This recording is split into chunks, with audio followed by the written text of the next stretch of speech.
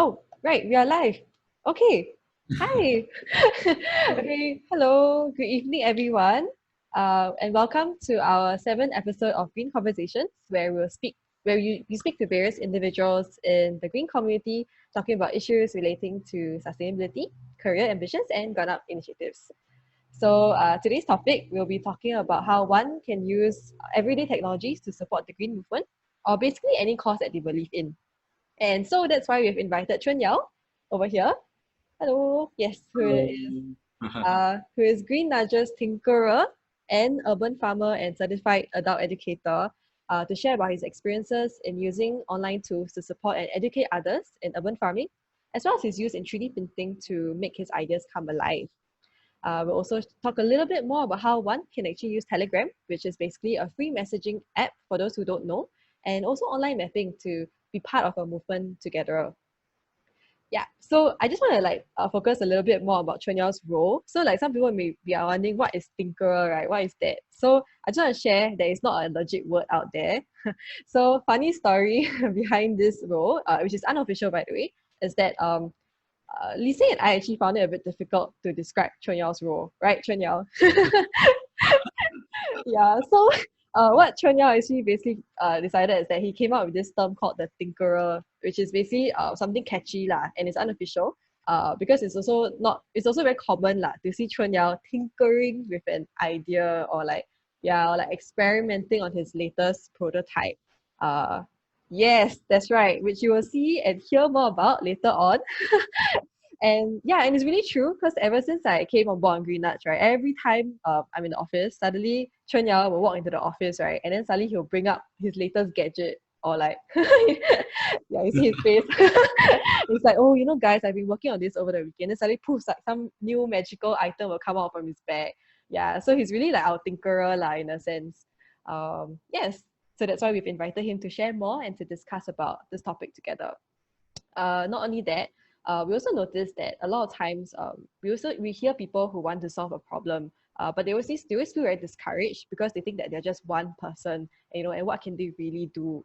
But yet today, what we want to share more is that in today's age, where online tools, people access to IT, phones, social media, and even apps is just so available right now that is not really true. Like you can really build something on your own. You can start something on your own and use the power of such equipment or such tools to actually advocate for a cause or join a community, an online community together to support uh, the same cause and to have similar and to find people with similar interests together. Yeah, so that's what we're going to be talking about and to share with you some tips as well on how to do so. Before we also begin the session, if you have any questions for Chun Yao or myself, do leave them in the comments below, right? And yeah, so without further ado, I'll now hand it over to Chun Yao, who'll share a bit more about himself and what he has been up to recently. Okay, sure. So, hello everyone. I am Chun Yeow. So, I would identify myself as an eco-educator and also an urban farmer. And I've been growing edibles in my apartment and at this community rooftop garden. This is actually on a multi-story car park, and since 2015. And for the past 10 years, actually, I was actually working in a public sector as an IT specialist, where I actually deploy technology to increase the accessibility for cultural heritage. So I strongly believe that culture placemaking actually plays an important role in ensuring a livable city. So my advocacy efforts, I would say, are in environmental, in say food and plastic waste, like reduction, upcycling activities and campaigns led by say groups like Green Ambassadors, Green Nudge. There's also Plastic Like Singapore. We have Journey to Zero Waste Life in Singapore. So I have been also supporting discussion, events, and workshops by Foodscape Collective to achieve a circular food system, organic waste to compost, and also we talk about even soil rehabilitation initiatives. So how do we even find ways to regenerate soil? Yeah. So for Eco Education, I am the co-founder of a startup known as Eco Lititude that focuses on ecological literacy. And we hope to start this from, say, preschool. So we hope that, ecological literacy can start from very, very young, even from preschool. And with Green Nudge, of course, I am the eco lead, overlooking programs, workshops, covering an evolving list of, I would say, waste materials. So, there are so many different types of waste out there. So how do we, aim to work towards, say, circular design and even living habits, dealing with all these diverse types of waste? Wow. Okay. So as you can gather, right, as you can tell, Chun Yeow is like really everywhere like in the green community. That's why he's our eco lead as well. How you call the jack of all trades? Chun Yeow is indeed the Chun Yeow of all trades. Yes. Okay. So I just want to ask. I'm very curious though. So like, why urban farming? Like, where did this passion come from? Just to start off with. So why urban farming? I would say I love walking and relaxing in nature, and I find that it's very therapeutic. So yeah, I believe people who love nature and walk, it's this very nice feeling when you're in a natural environment. And so gardening actually gradually becomes, I would say, it became a hobby. I mean, a hobby as a form of work-life balance, and also getting connected with growing my own food. Yeah, so that's somehow started my passion in urban farming. Yeah. Wow. Okay. Okay. And maybe you want to share a little bit more about your involvements in urban farming thus far? Involvement, personally, I would say I grow edible plants, of course, on the rooftop garden that I mentioned. And this is a community garden where gardeners are allocated individual plots. Yeah, so we have our own plots where we can grow our own edibles. Yeah, so I also grow edibles along my apartment corridor. I grow even plants in the house. Yeah. So yeah, and if talking about groups, currently I am involved with Foodscape Collective for two of their projects. So one is actually a community composting project known as Project Black Gold, and the other one is actually known as soil regeneration project. So both are community based and leveraging on science, where we want to interview and the subjects and collect stories, and also testing of samples, say testing of the compost that we make, testing of the soil that we collected, and things like that. And even with Groundwork Initiative, I am kind of part of the farming team where we care for the farm spaces in Kampong campus. Yeah. So even a bit of history, way back when Edible Garden City first started, I was actually I would say I was a partner organization that started a community garden under their CSR initiative. Yeah, so that was very, very, very long ago, I would say. Wow. Yeah. Interesting. So even a few years ago, a group of us urban gardeners who studied permaculture design overseas. I don't think there's any. Oh yeah, there's actually permaculture design courses, I think, in Singapore already. But way back then, most of the time we actually had to go overseas to study this permaculture design course, and we were actually very keen to see how can we even start a chapter in Singapore, a permaculture chapter in Singapore. Yeah, so this is, I would say, my involvement. So you're one of the pioneers lah, really, really at the beginning of permaculture in Singapore.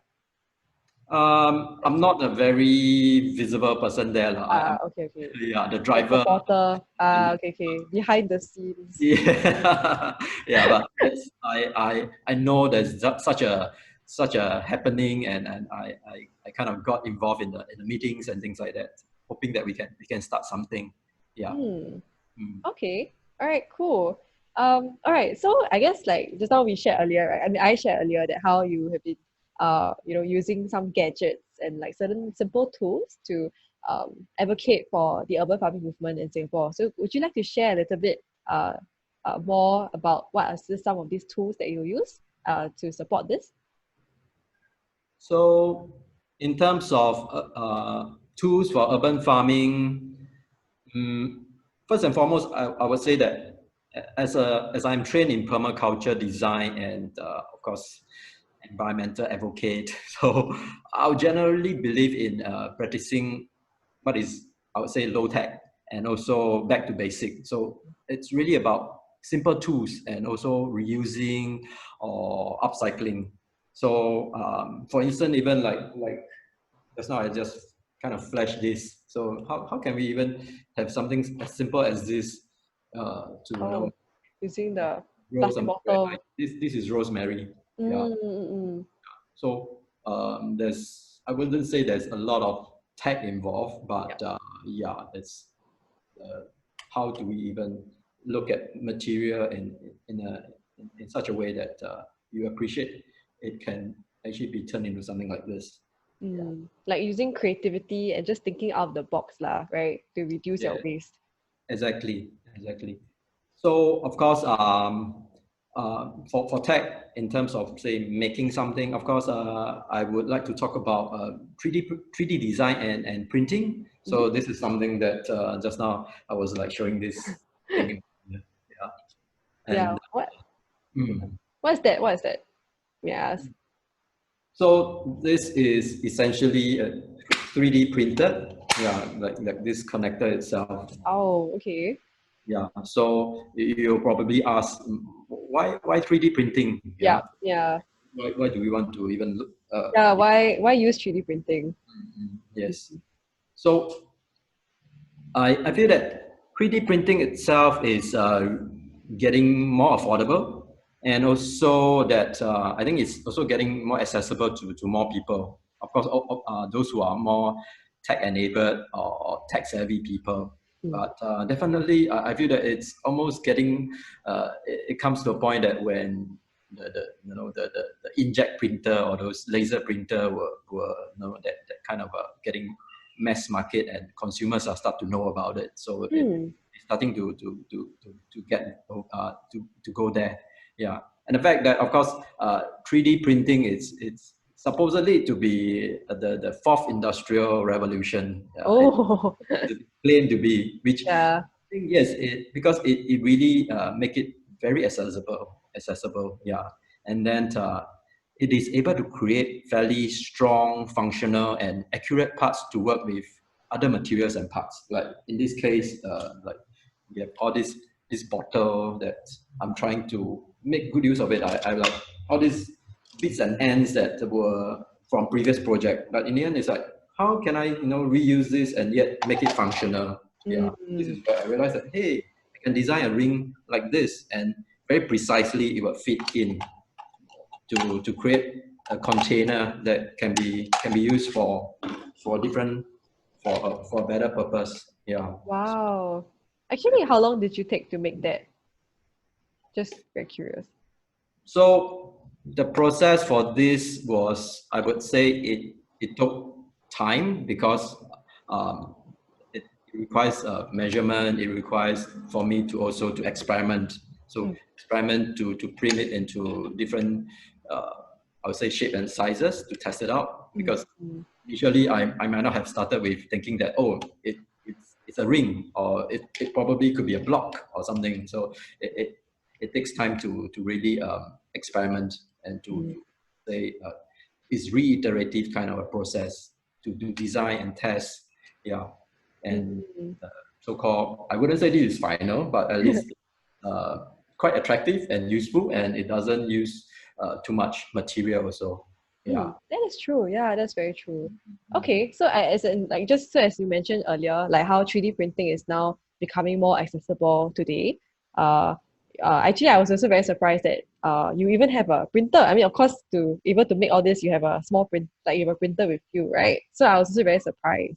And I Mhm. just want to ask, like, let's say I want to get on board on 3D printing, right? How can I get started myself? Mm. Yeah. So since you talk about printer, perhaps I can just show my printer. Yeah, just to show how everything even started. Yeah. So I'm switching my camera to show you my 3D printer. So Wow. this is actually initially my very first printer. So it looks practically like how do you find it, Claire? I find it very, very portable and like it's very small. I Yeah. did not expect it to be this small. Yeah. And it looks so, So, yeah, it reminds me of the Lego kind of feel. Like it's like inviting me to to be creative, that kind of feeling lah. So I didn't expect it to be so small as well and so portable. Yeah. yeah, exactly. So I'm very thankful this came from a friend who, after his course, he decided that he has no use for it, and he passed it on to me.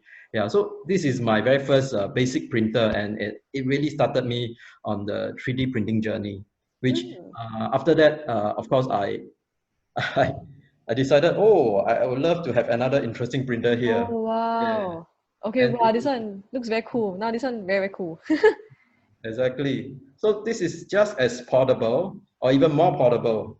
Yeah, and of course it has different function. Oh my Yeah, gosh, wow.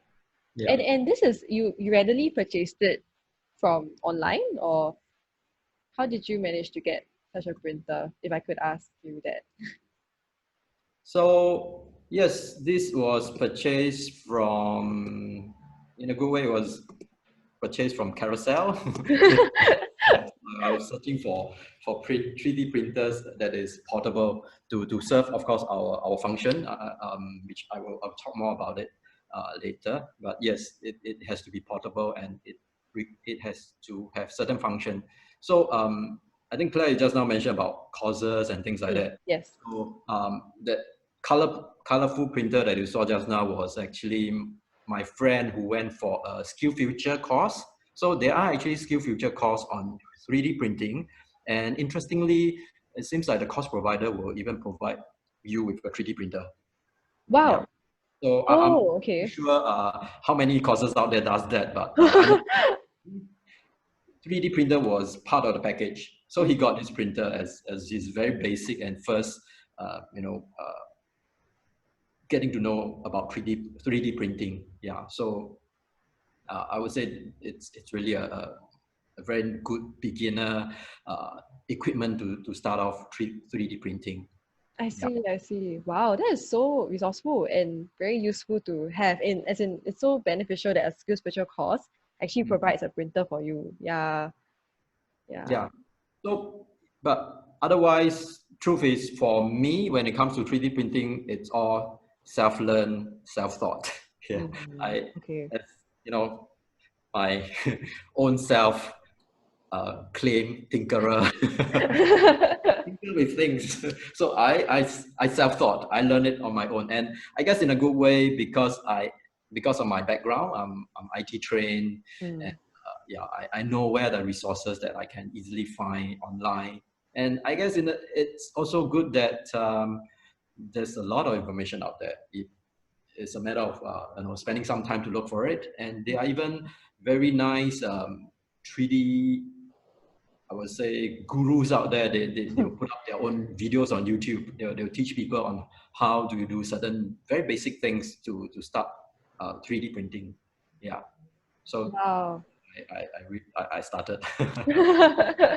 Wow, Yeah. that's amazing. Okay, that's So really, really there are a cool. lot of I would say free resources out there, and there are very nice people out. There are communities and people out there who are willing to share this, and Mm, it's just a matter of searching for it mm. And to the bring you printers, the to bring printers, you into the 3D printing world. Yeah.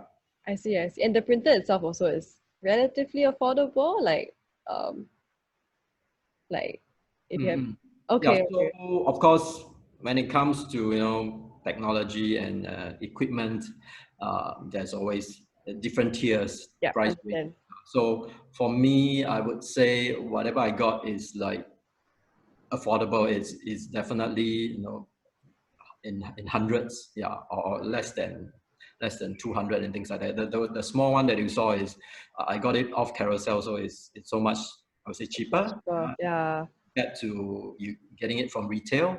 Yeah. Yeah. So that, and of course, when you're getting the equipment, you have to know what do you need, what are your needs, and based on Mm. your needs, look for the the suitable device, the suitable Mm. machine. Yeah. So for me, I would say whatever I got, it serves the function of uh, what we need for green arch. Yeah.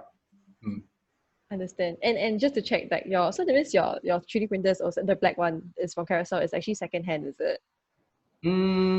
Kind of. I Kind of. suspect it's like almost like brand new. It came in a box, so Okay, okay. and That's the price nice. like way below the retail price. I So yeah, see. and it I works. see. It's printing fine, so I'm happy. Great. Yeah. Yeah. So, okay, awesome. So, like to everyone out there, like just also do check out the availability of such platforms like Carousel, who's also having this free platform right now where they're encouraging people to exchange their items for free. And who knows, you can just type a 3D printer and you might actually find something affordable and working. And it's a really useful printer online and readily available for you to have your hand on it as well. Yeah. Yeah. All right. And okay, so since you've shown us like what is in the tool that you have to create all these structures, maybe you can just share a little bit more about some examples besides the portal that you showed. Is there any more other examples that you created to support Too you? many. Too Okay, many. But yeah, go I would ahead. Go love ahead. to show something that looks like this.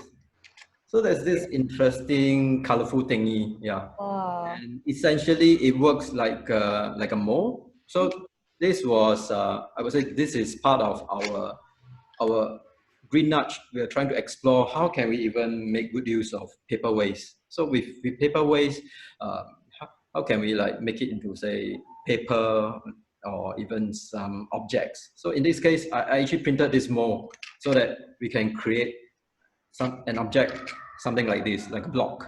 Yeah. So wow. essentially, this block would serve as say like a seed block. So as you can see, there's some dent over here. It's Yeah, dented over here. So yes, I can. essentially, we might drop a few seeds and add some water, and then it serves like a tiny pot to Oh, grow your seedlings. Yeah. Uh, cool.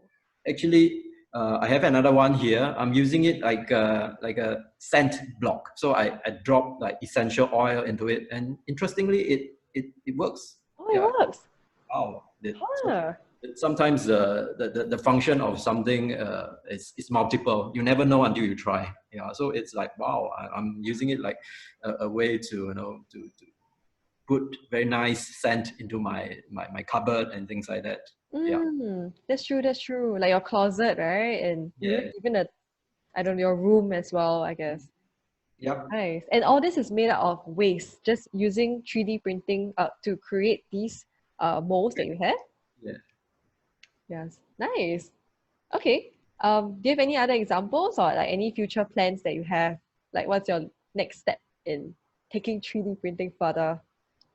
Before I talk about future plans, yes, another interesting.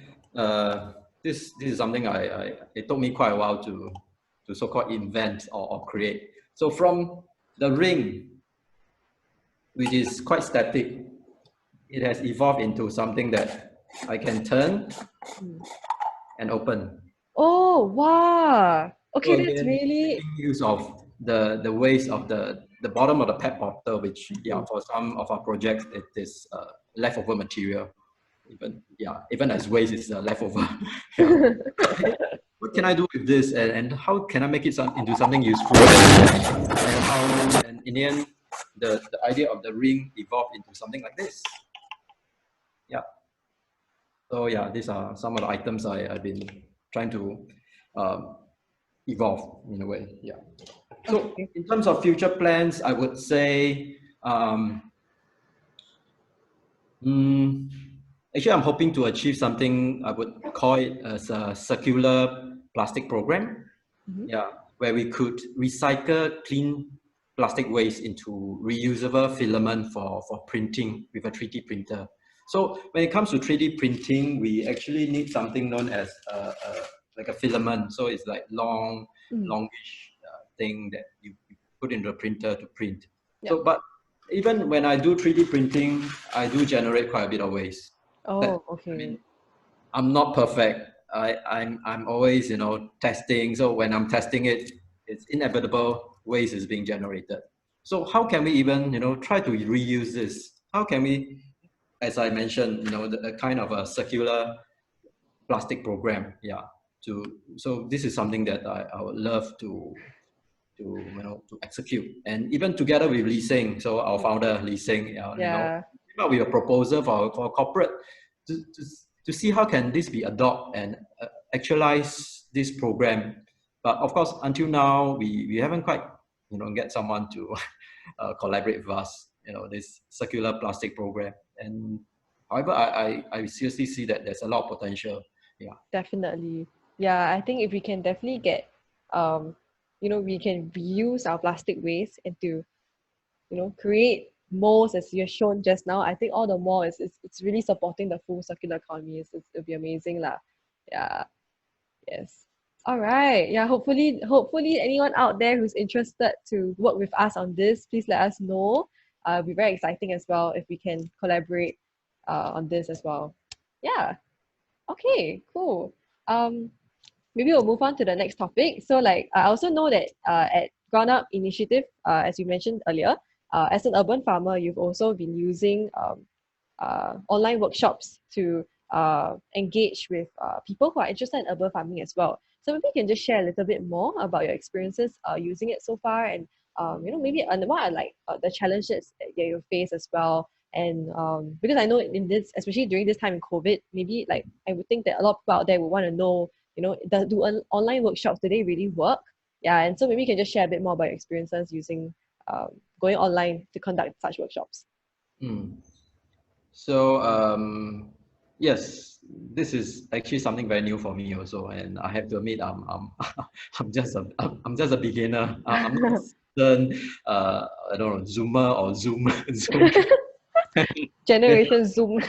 Yeah, but yes, because of the current COVID situation, yes, we are starting to see how, you know, teleconferencing actually helps. And of course, one of the very popular platform right now is Zoom. So other than Zoom, of course, we have say like Microsoft, we have of course Google and Mm, platforms like that.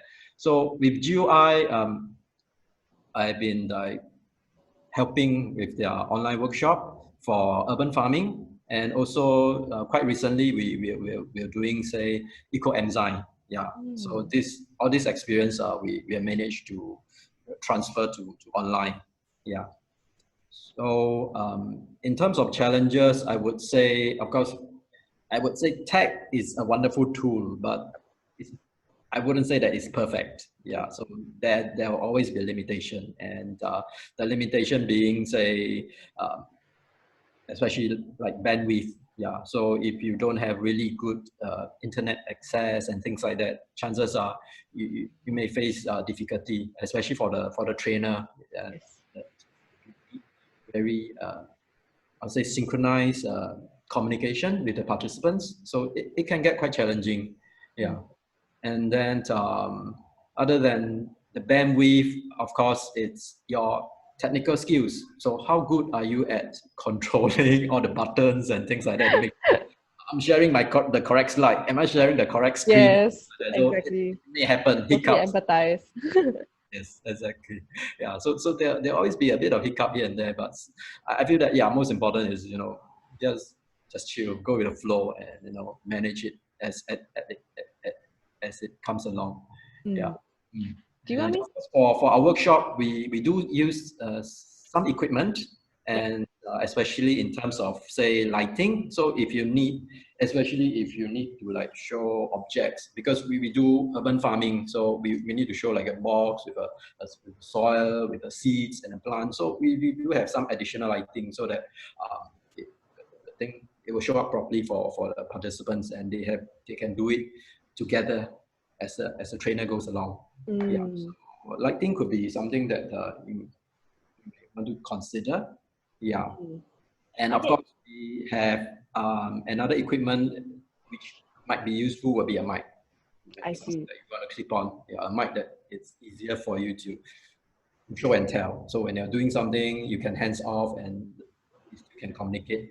very clearly to the participants. Yeah. Is the mic Bluetooth, or is a wired mic? Is it the one? For our setup, it's actually wired, but there's some kind of I think infrared or radio frequency that connects to it. So it's, I would say, a bit dated, but it works. Yeah. So now, of course, we have Bluetooth earpieces and and mic, so that works as well. Mm. I think okay. I'll share. Right now, I'll share screen to show a picture and a video of what you of how you conducted the online workshop, right? So, give me a moment. All right. So, can you see my screen, Chun Yeow? Yes. Okay. So, yeah. Okay. So this is the photo that you've given me, and this is the so this picture on the right, it's a workshop. What was the workshop about actually? This is on urban farming. So participants are given something like a box I see. when You deliver the kit, is it? things. Yes. Yeah. Yeah. So Okay. they can do it with us as we are teaching it. I So see. I see. so maybe Claire, you can just click the video to show the behind the scene of how we're doing it. Yeah. It's just a very short clip. Yeah. Yeah. So essentially, this is how it looks like, our setup. Yeah, it's very simple with, of course, an additional screen if you need to see more of the information or to see your participants. Yeah, if not, yeah, we have this table and this setup and things like that. Yeah, Mm, And yeah, okay. So just now we saw a brief clip where you saw it's a very big TV screen, right? So that is for yourself so that you can see your participants yeah, uh more clearly, right? yes, Okay. And okay, let me just stop the screen share. Yeah. Okay, hold on. And like you mentioned something about the spotlight. So I went to search online. What is this spotlight about? For those interested to conduct online workshops. Let's see. Yeah, okay, this is the one. Yeah, this is the one, right? It's a circular. Uh, yeah. yeah, so I checked with my cousin. It's actually called a face, a ring light, as you can Yeah, see. Ring light with I think a lot of YouTubers and Instagrammers, they love it, especially like to take glam shots. Yes, yes. And then now, Yeah. so now it's a double use. Besides taking glam shots, now it's also to conduct educational workshops, Yes. um, to teach people about how to grow their own edibles at home. Mm. Okay, nice, nice. Yeah, and you can see also it's very affordable. So for people out there who are interested in promoting a course, promoting to teach others about something that you're really passionate about, these are just some of the equipment that you can also go online to buy and then yeah, spread the movement as well and educate others through. Yeah. Yes. Okay. Mm. All right. Okay. Give me a while. Yes, so I totally empathize because now I have to control a lot of things. Uh, that's on my screen right now. So it's quite stressful. So many screens and I get take- lost, you know. Yeah. Okay, okay. And okay, since you shared the challenges already, right? Did you share the benefits just now earlier? Like what? benefits, yes. I guess I haven't quite talked about, like, is there a growing interest to learn more about gardening at home and things like that? Yeah. Yeah, so I would say generally, yes. So people are keen, especially, we are limited in our urban spaces, but how do we even start to grow something edible and things like that? So I do see that perhaps there's quite a trend or movement because the fact that I'm also admin for this an edible garden community group on Facebook. So I do see an increase in signups and people are Mm. like, wow, they're pretty enthusiastic to ask questions and share their knowledge. Yeah. Wow. Okay, so you're saying that actually online engagements, like, do they work? Is that what you're trying to say here? So this is just like any Facebook community group, and people who join usually would be like keen to ask questions. They will say, "Oh, they would like to ask like, what's wrong with my plant? How come it's not thriving or like that?" So uh, I'm also glad that they are also experts in the group who are very happy to share their knowledge and help them diagnose what is the issue with the plant or any pests that they encounter. Yeah. And but is it easy as an educator yourself? Like, is it easy like over online to see the problem that they are facing at home through online engagement? Mm, because on Facebook, of course, this is, I would say, it's very static. You post something and you wait for someone to reply. So I would say it's not 100%. You can resolve it like 100% because sometimes if the person take the picture in a very dark environment or it's not very clear, you can't really tell what is the problem with the plant. Yeah, but at least I think in a good way, it's as a community, how do we start this kind of conversation and Mm, to get everyone interested and to learn together. Yeah. mm. I see, I see. Okay. So like in terms of your opinion, you feel that the enthusiasm towards urban farming has uh gone I mean has gone up ever since everything has gone online. Is that what you were saying just now earlier? Yes, I would say so. Yeah, through my my gut feel and my my limited experiences. I don't know. It could be, like Facebook algorithm is showing me a lot of urban farming and stuff. Yeah, but I guess Okay. in a good way also. M Parks is like giving out the seeds Yeah, to the seeds, right? to everyone, and I guess it's pretty well received, and people are happy to have some seeds and to try out on their own. Yeah. Hmm. I see. Okay, great, great. That's really good to hear, lah. That at least, I personally for me, I would feel that I would think that offline would be more engaging because I'm literally there at Mm. the farm per se, for instance, right? So, um, yeah, I would think that the interest might have gone down or like the appetite for it has like diminished a little bit because it's a bit online. So there's a sense of a distance between yourself and between the educator and the participant, right? Yeah.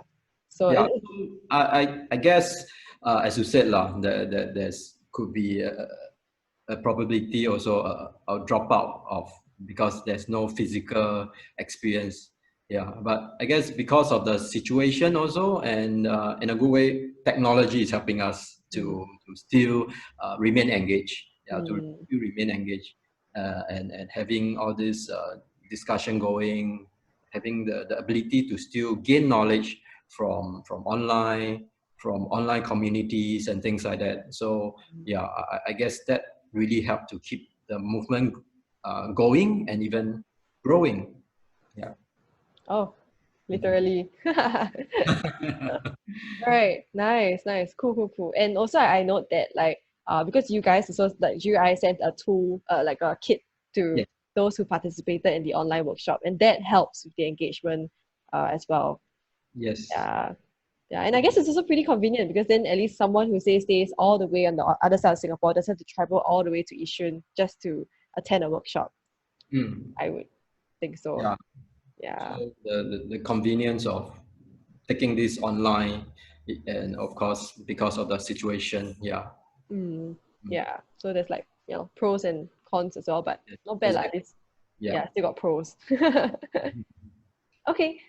So I just want to also give a shout out to GUI. So GUI is the full name is called Ground Up Initiative. For those out there who are tuning in, do check them out. They are really very down to earth, literally farm, a very community centric farm as well. And do check out. Are their online workshops still ongoing? Actually, just Yes, we're still doing a call out to get participants. Yeah. okay, Mm. yeah. So you've heard it from one of the educators himself. The online workshops are still ongoing, and if you are interested and keen to learn more about how to grow edible food in your home, do check out GI's online workshops as well. Yeah. All right. And yeah, also just to share also, right, like that one of the benefits of using Zoom, which is also free, to a certain extent, it's free and available for everyone to use, is Mm. that you can also host online sessions on Facebook, like what we're doing right now. And because of this, we can reach out to even more people on Facebook and the person who like let's say previously, you know, when we have such talks, we'll usually conduct it in a room. Then someone has to travel all the way down after work to attend um, the session, right? But now because with Zoom and with things going online, we are now able to have this conversation. And anyone who's interested in tuning can just tune in anytime, because you know the video will be left on Facebook. So again, yeah lah. So again, this is just another way that online engagement has helped, and it's also beneficial in some sense to grow the movement and to discuss about issues like this more conveniently. Yeah. All right. Okay, so it's 8:40. Let me just check if there's any questions so far. Okay, I guess not. Yes. So anyways, yeah, so okay, maybe I'll just move on a little bit more since we have about 20 more minutes to our session. Chun Yeow has shared about how he uses 3D printing and online workshops to grow the urban farming movement and to educate others about the movement as well. And also to not just to support urban farming, but also to think of ideas on how to reduce our waste and create different items as we saw earlier, like all the connectors and stuff. However, like also there's also another way that I will talk about, which is the use of an everyday app that some of you may are aware of. The app is called Telegram. It's actually a free messaging app, just like WhatsApp, right? But it also has a lot of different features within the app itself. Okay, so let me just share screen again. Hold on. Yeah. Can you see my PowerPoint? Yes. Okay. Oh, yeah. So I'm not sure those. Okay, so for those who have tuned in today, I'm not sure whether you heard of this movement called the East Coast Beach Plan, which was actually spearheaded and started by Sam Tien from Sustainable Co. It's also supported by the Weird and Wild and Green Archer as well, and supported by a lot of volunteers today. So yeah, actually, I just wanted to also shed a light on this because it actually was started by one person, literally by Sam. And today, right, as you can see in my PowerPoint slide, this group now has over 2,000 people in the group chat, which is Wow. amazing. Yeah, and she only started this in July. Yeah, so really, really shout out to Sam out there. Like she's a powerful woman. Like not powerful woman. She actually says like she's really like wow, amazing lah. She's really amazing to start off this movement and gather so many volunteers for this. So the reason why I want to bring into this was also like to share with others that there are tools like even just simple Telegram, and she actually created a whole movement that as you can tell, like you see on the right side, right? This is how she communicates to people. This 2,000 member group, right? Like you know what's going on, like up to date, real life updates on what's happening at East Coast Park. Yeah. So okay, just a background, sorry, to share about what this plan is all about. Chun Yeow, I think yeah. So just bear with me as I share a bit more. I'm interested. Please. Yeah. Yeah. So okay, basically right now we are actually experiencing the southwest monsoon season, and because of this season, what happened is that a lot more trash is being washed onto our shores. And as you can see on the right, there's actually a lot of now you can see all the disposable plastics, a lot of plastic pollution happening on our beaches. And so Sam was actually very disturbed by this, and she felt like she just wanted to do something about it. And all she did was just, you know, I think I can imagine her saying that, okay, I'm just gonna do my own beach cleanup and just start picking up the trash because even though the government has increased the frequency of cleaners on the beaches, unfortunately the rate of cleaning up this trash is not fast enough, um, yeah, to cope lah. So that's why she decided that, you know, I'm just gonna do this and to help the situation. And from there, she started this group chat, and yeah, and it's amazing. It grew to 2,000, over like 2,000 members in like I think less than 2 months. Hmm. Yeah, and it's just really isn't even I myself am very heartened to see the amount of interest that people have and the amount of care people have towards the environment. Yeah, and so just also to share why how this Telegram has helped her to achieve and gather so many people is because as you can see, I boxed it up. Telegram has this share link where it's very easy. All you have to do is just copy the link, and then you can just share with anyone who has the app, and then you can just join the group, right? So that's number one. Other tools that as you can see, that she has used is this thing called Linktree. So Linktree is also free. by the way, just saying. Basically what Linktree does is that it's one link that directs whoever directs your audience to multiple content or basically multiple links lah. Yeah, and that helps you to organize your content so that when people have questions in terms of say like I want to know what's the waste data collected, then there's a document inside this link. But at the same time, I also want to know like I want to organize a beach cleanup. How do I organize it? And then there's another link inside this particular link that tells you the instructions on what to do. Yeah. Uh, so yeah, so again, I just want to also show how Linktree looks like. As you can tell, so when this page on the right, the blue color pages is when I click on that link that you saw earlier, and this is what I see. So these are different tabs where I can find out more lah. So I can click about, see, I can even like click about the NEA tide table, clean pots information, which are basically by the Public Hygiene Council that is set up at different beaches that provides all the tongs and pails for free, and you can just borrow it and then use it to help you with your cleanups. Yeah.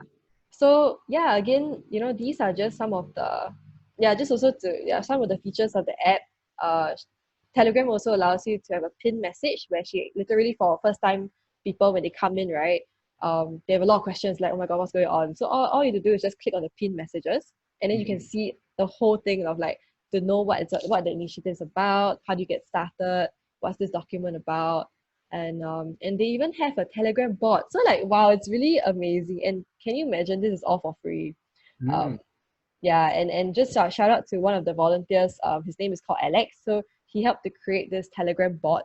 As you can see in the screenshot, it's called Sustainable Beach Cleanup Bot lah. And what I circle on the right in red is basically the different commands that once you click help or you click register, then it will help you like very simply like help you address your questions or it help you to register, and it helps you to key in data as well, because uh, one of the aspect of this initiative that Sam is trying to gather data so that she can relay it back to the government, so that to show how can we also how can such data help with the cleanup process in the long run. Yeah. This is really useful. So you don't really need a person to manage, you see. It's just a bot. And if you type in the right commands, it'll give you the information that you need. Yes, that's right. That's right. So yeah, so literally as you if you see on the left hand side my screenshot, right, there's a start. So basically what I do is I click start, and then another message, automated message appears, and then it helps me to get on board from there onwards. So I just follow the instructions thereafter. Yeah. So it's really, really cool. I think technology today has really, become this advanced and very user friendly that just someone who just wanted to clean up the beach created such an impact just using Telegram, you know. Of course, she had Instagram also to spread out the word, but a lot of them is through word of mouth, where friend of friend just shared, hey guys, the beach looks really bad now. You wanna come and join me? And then everyone just started, joining and then passing on the link. So so it's really amazing. And yeah, that's why I really wanted to give a shout out lah, because I think Telegram is a very easy available tool to have lah. And as you can tell on the picture over there, I'm inside the picture as well. Basically, three ministers, Dr. Amy Kaur, Grace Fu, and Desmond Tan, they basically crashed our they crashed our beach cleanup. So I remember I had a shock. I was doing my beach cleanup. I was like, isn't that Dr. Amy Kaur? I was like, oh my gosh, yeah, it is. And then Wow. yeah, exactly. And it's amazing. Like, can you imagine? Like, just because of Telegram, right? Even the ministers got to know about this and joined in as well. Yes. Yeah.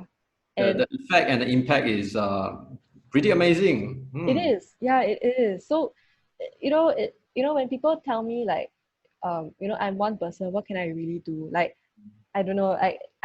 I will just share with them this story lah, that this is really testament that, with such available tools now, you can really do something today.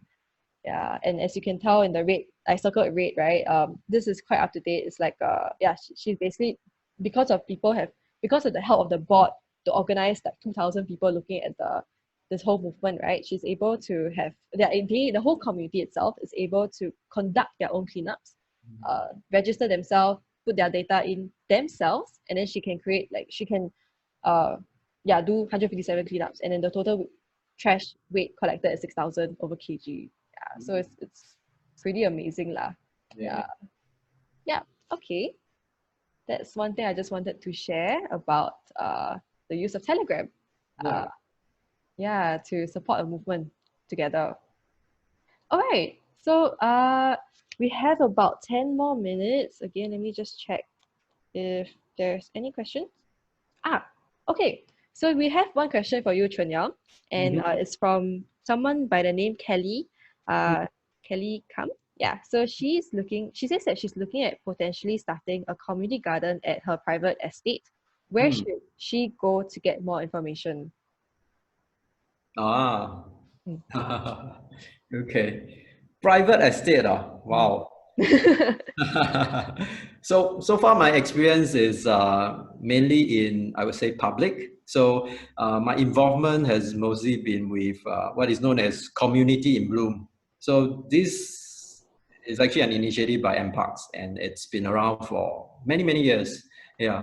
So private estate, I would say you would need to talk to your management and to find out whether there's a space that you can create a community garden for your residents staying in this private space. Yeah. So it's so, as you know, the name implies community. So how can you even start up a community garden in this private residency? It's really, you would need to check with your management first. Yeah. Mm, But of course, I think another important component is you want to gather your friends or your group of gardeners so that you can come up with ideas of how even you want to start this garden. What is your like your mission or your vision of starting this community garden? Yeah. Mm. within a closed community, lah, in a sense. Yes. Yeah. Okay. And now we also have a second question actually for you as well, and it's also about urban farming. This question is from Ian, who was actually previously on our one of our green conversations as well. He asking, what is the biggest friction when it comes to the uptake of urban farming, and what can we do about it? The friction. Yeah, the biggest friction, yeah, when it comes to the uptake of urban farming. Friction of the uptake for urban farming. Hmm, this is an interesting question. Yeah, it is, right? Yeah, Yeah. yeah, yeah. I'm not too sure about friction. I mean, personally, I believe in building communities. So I believe that cooperation is stronger than competition, I would say. And how, as a community, we can build this ecosystem together. Yeah, so I'm not too sure about the friction side of things, even though I have to say, yes, if you talk about in terms of friction in, say, a community garden or a community space where it involves many different people, yes, it's quite inevitable that you may have certain friction in there, like Mm. gardeners may not agree on certain things, or yeah, so Okay, it's quite common. Yeah. let me like just intervene a little bit. So I think just to put a context for his question, he Ian is actually he's an expert in behavioral sciences. So I think why his question is asking this is that he wants to know what is it that is preventing people from doing urban farming. Yeah, like why is it that some people may find a resistance to um take out urban farming, or basically what is the challenge in community farming basically. That's why there's this friction that people might feel towards it. Hmm. I would say we are challenged by space. Space. Okay. Yeah, we are limited by the space that we can do all this community gardens or urban farming. Yeah, and this challenge itself is very real, because even in Singapore, agricultural land is less than 1%, I think, if I'm not wrong, and it's gonna string even further. Yeah, and how I would say that the country is looking at agriculture is more towards high-tech farming. So it's like Right. going into urban spaces to create all this agriculture, I would say agriculture technology. And yeah, this I would say would require a lot of capital in a way, because Mm. you need to build the structures and things like that in order to work with the spaces, the urban spaces. Yeah, versus like if we have a flat, it's just a land with grass and soil, and I just start digging and start growing things. This is something that is, yeah, I would say in our country, it's becoming like a luxury. Yeah, yeah. In terms of for urban farmers, we are looking more. We are trying to explore more of urban spaces that are very least utilized. Yeah, least utilized urban spaces in the country, in the city. Yeah. Mm. Mm. Which is why like there are at least in Singapore, one thing unique is that some urban farms they are using car parks Yes. or like very random spaces and then making it into a garden lah. Yeah. And again, that supports the Singapore's narrative of a garden city, Yeah. right? Mm. Yeah. Okay. All right. Yeah. Thank you for addressing Ian's question. I hope Thank you for Ian. the I hope. question. This Yeah. is, Thank you. yeah.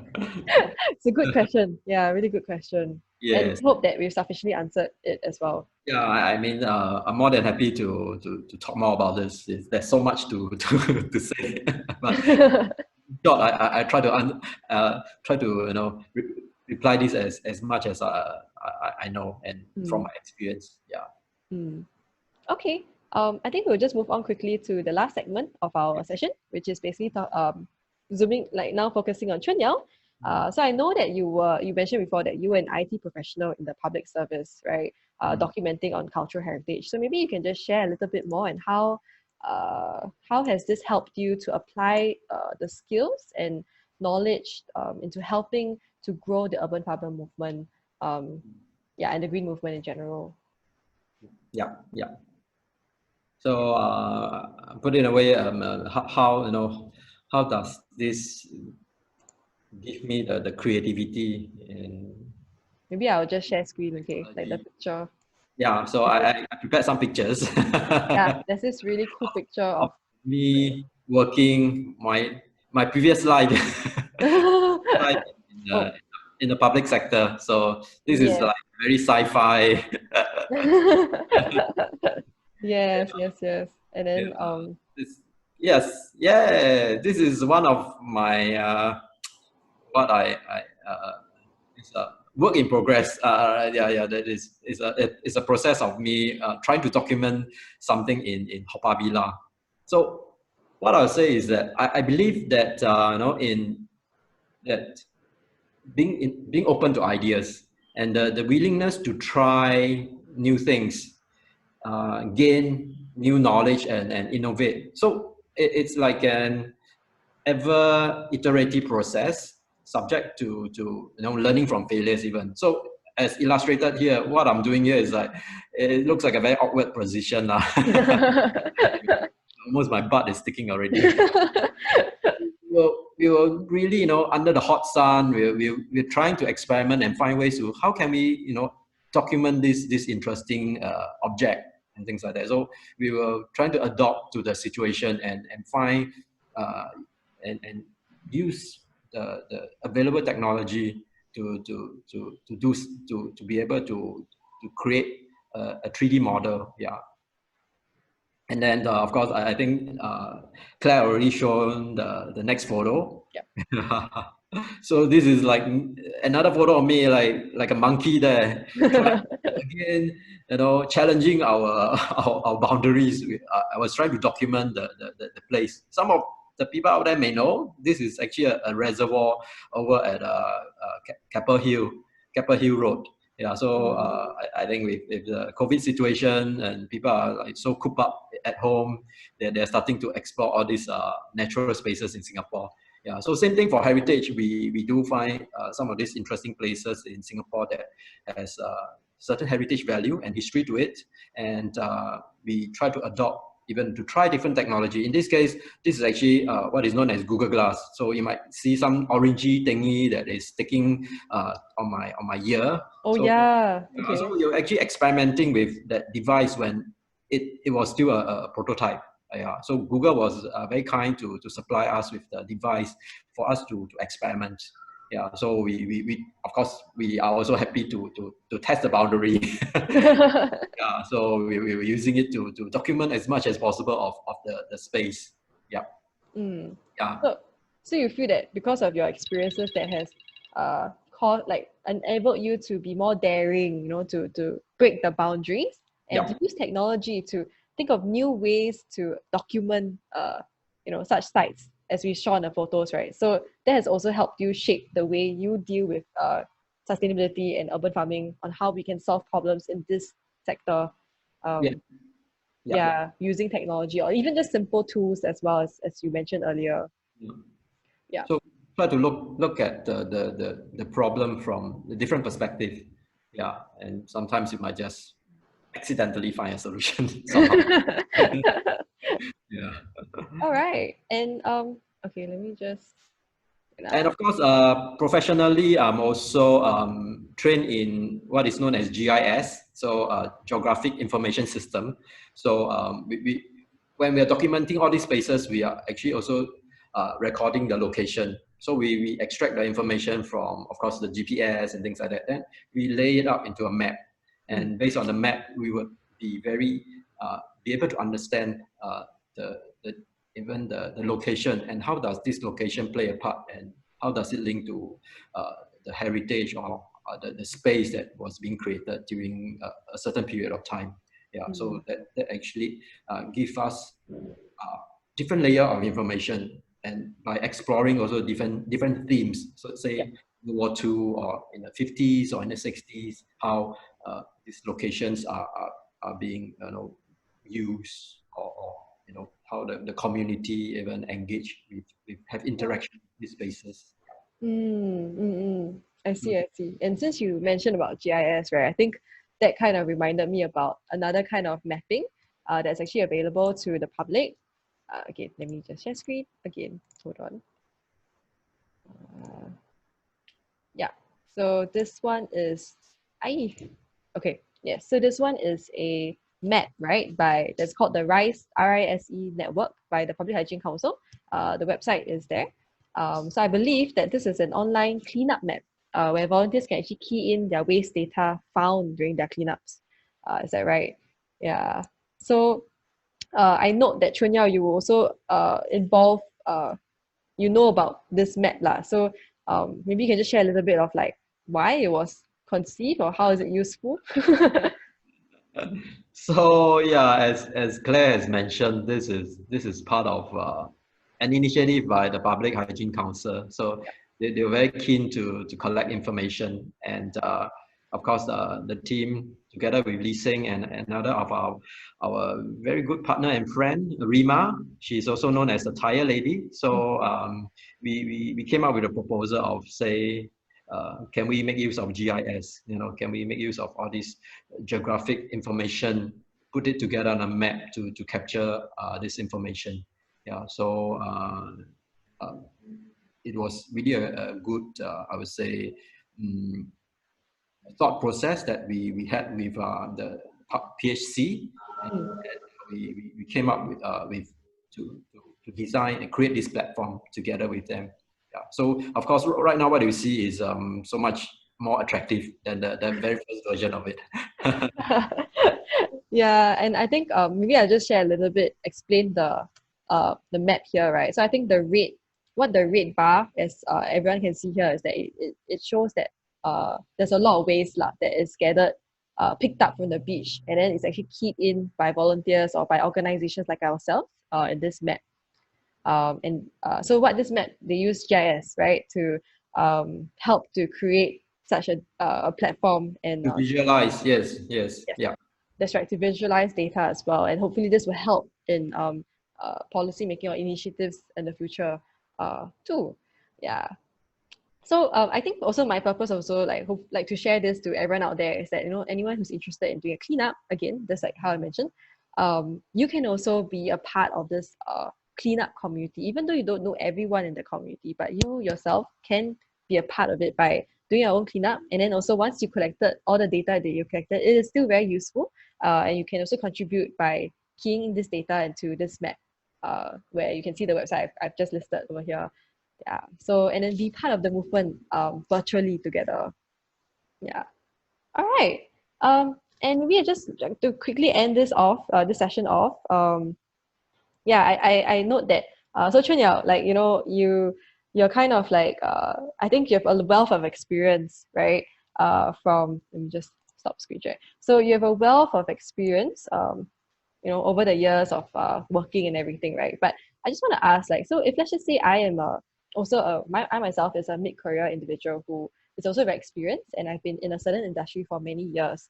But what if like I want to seek something new and I want to go into sustainability, or like the green movement? I just want to ask, like, how was your experience for you to make the switch? And were there some fears or worries that when you were making the switch during this time? So yeah, definitely there are fears. So for me, is yes, you need to face your fears. Of course, I believe in lots of self care. So it's, to care for yourself. Yeah. So as much as there's many fears, you need to face to it, and you need to care for yourself. That I think it's very important. And of course, living in Singapore, everything is about cost. It's all bread and butter. Yeah. So I would say I'm quite a practical and pragmatic person. So I'm actually I would say quite financially prepared, especially for this kind of I would say this is like a long journey, a long road that if you are taking this path, you really need to be financially prepared. Yeah. So everything lies with I would say finances, and I have to admit that I am very fortunate to I would say I like cleared most of my obligations and commitment, and most importantly, I'm living a simple life where it is also low maintenance. Yeah, Mm. so the switch is really you it's something that you need to switch yourself. In order to, I would say, in order to adapt to something that if you're going into sustainability, you need to understand sustainability. And sustainability is really about how can you start to be, I would say, low maintenance, because I would say the typical way of living and consumption in Singapore is still quite of a high level compared to what we would envision a future that is of low carbon and even say zero waste. Yeah. So how can we slowly, transit to living habits that are of low carbon and zero waste even? Yeah. I see. Okay, okay. So that's like, I guess that's also your tip lah for anyone out there who is thinking of, going to a new venture, going to try and maybe start, do a startup that's related to sustainability. Because as you mentioned earlier, you have like equalitude, right? And then these are all like ground up initiatives as well. That you're starting on your own. Yeah. Okay. Um, Yes. All right. Thank you, Chun Yao, for sharing your story and for telling us more about the like what you've been up to lately in terms of using simple technology Yeah. and equipment. Okay. Actually, I do note that there is one more question from Kelly. But however, due to the time, perhaps for Kelly, if you're still tuning in, um, this question is actually directed to Chun Yao lah. So maybe after this session, Chun Yao, maybe we could help to connect you and Kelly together, and you Yeah. can address her question directly lah, just Sure. to save on the time as well. Yeah. So it Okay. proves that people are very keen about urban farming. Yeah. Oh my gosh. Yes, that's true. And it's because we're able to have this session online that we're able to connect to individuals who are tuning in right now, and like individuals like Kelly, so that we can also address your questions Yes. directly and conveniently as well. Yeah. Awesome. Okay, so we are done for today. And Yeah, thank you again, Chun Yeow, Thank for being here with you. us. And thank you everyone also for spending your evening with us Thank as well. you. Thank you. I also want to announce that actually we have decided, we've come to the end of our series of Green Conversations. So this will be our last session, at least for this series. But yeah, as in, we are really glad. We thank you for everyone who has been tuning consistently, top fans out there, to our conversations.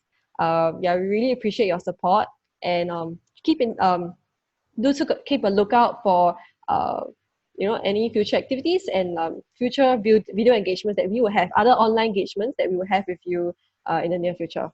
Yeah. Okay. Thank you so much, everyone, and I hope you guys have a good Thursday. Yeah. All right. Okay. Bye. Bye.